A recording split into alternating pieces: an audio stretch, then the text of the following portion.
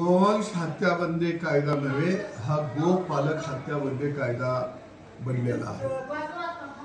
आज शेतकऱ्यांच्या समोर भाकड गाय, मस्टाईड झालेल्या गाय, कमी दूध देणाऱ्या जर्सी गाय, या जर्सी गायींचं होस्टन गायीचं नेमकं करायचं काय हा प्रश्न पडलेला आहे। दोन गायी जर दुधाळ असल्या आणि त्याच्यामध्ये एक गाय जर भाकड निघाली तर ती शेतकऱ्याला सांभाळणं परवडत नाही।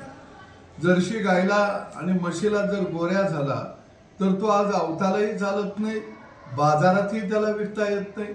आणि म्हणून एका बाजूला शेतकरी कर्ज काढून दुधाचा धंदा उभा करत आहे आणि त्याच्यावरती अनुत्पादक जनावर एक दोन जर भार म्हणून पडलं तर तो धंदा निश्चितपणाने त्याचा तोट्याचा होत आहे। आणि गोरक्षक हे जनावर बाहेर विकायचं म्हणलं तर रस्तोरस्ती अडवत आहेत, खंडणी बहादर बनून खंडण्या गोळा करत आहेत आणि याचा फटका निश्चितपणाने गावगाड्यातल्या शेतकऱ्याला बसत आहे। पूर्वी भाकड जनावराला 25,000 30,000 रुपये मिळायचे, त्याच्यामध्ये 20-25,000 रुपये घातलं की नवीन जनावर घेता यायचं। परंतु या गोरख रक्षकांच्या गोरख धंद्यामुळे आज संपूर्ण शेतकरी संकटात सापडलेला आहे।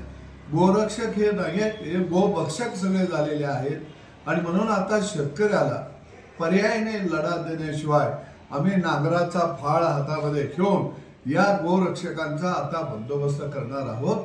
कारण ही लढाई शेतकऱ्याच्या अस्तित्वाची आहे, शेतकऱ्याच्या घामाची आहे।